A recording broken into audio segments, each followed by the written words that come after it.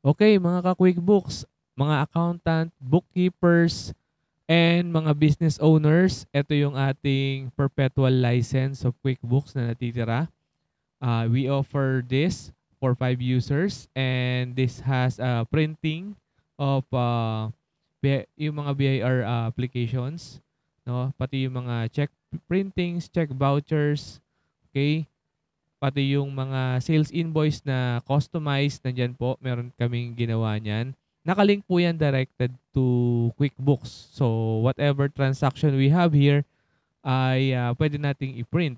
No? Yan yung kanyang features. And then, meron tayong tinatawag na management ng ating sales or sales management. No? Makikita natin yung ating mga customers. Okay? Tsaka yung mga transaction natin per customers. Okay, ma-manage natin na maayos yan. As well as yung ating mga vendor or yung ating mga purchases. So, sa ating mga purchases, ma-manage na natin yan kay QuickBooks. Okay, ibu-bookkeep natin yan. As well as yung ating inventory. No? Punta tayo sa ating inventory. Sa ating inventory area, which is this. Okay, ma-manage natin yung ating mga inventory. Ito. And then we can generate the monitoring of the inventory on the report, no? Napakaganda po nung reporting dito, no? And also i-manage natin yung ating accounting, no? Yung ating chart of accounts, okay? Ayan, mga expenses natin at yung ating financial statement syempre. So balance sheet and profit and loss statement, okay? And also yung ating uh, uh, statement of cash flow and forecast, no? So makikita natin yan. Ang dami pong reports na available kay QuickBooks na pwede nyo pong tignan. Now, from our sales side, we have also the sales report, sales per customer.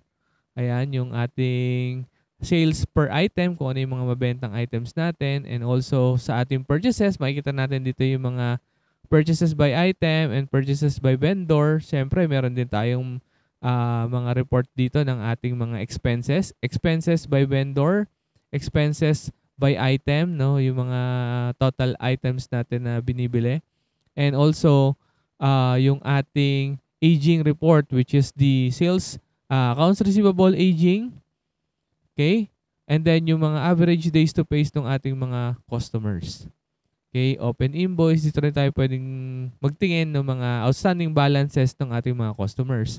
And dito naman sa ating payables, meron naman tayong accounts payable aging. No? Makita natin yung aging ng ating mga vendor. Yung mga pwede tayong mag-budget kung ano lang yung muna yung pwede natin bayaran. And also, yung ating yung vendor balances. So, yung ating mga balances sa ating mga vendors, no? So, yan po yung mga reports na available kay QuickBooks. And also, banking, yung ating bank reconciliation. So, yan po yung core advantage ng ating QuickBooks. Kaya niya pong i-handle yung ating BIR compliance at yung ating mga books of accounts. So, meron tayong 6 na ledger books na sa mga batable sales, meron tayong 6 na ledger books. Pwede nating tignan yan. Cash disbursement journal, cash receipt and purchases and sales journal. Yan po yung gine-generate natin for the BIR and BIR 2307. So we can also use this application for the loose slip, no, kay BIR. So yun po yung core advantage ni QuickBooks. Meron ka ng all-in-one accounting software, inventory management, sales management, purchase management, and also accounting. No, yung accounting natin, ma-manage na natin yung ating accounting. So, yan po yung ating initial demo, no? May mga videos pa tayong iba na pwede nyo pong tignan or pwede po kayong magtanong. Just call us in the number. Lalagay na lang po namin yung number dito. Thank you!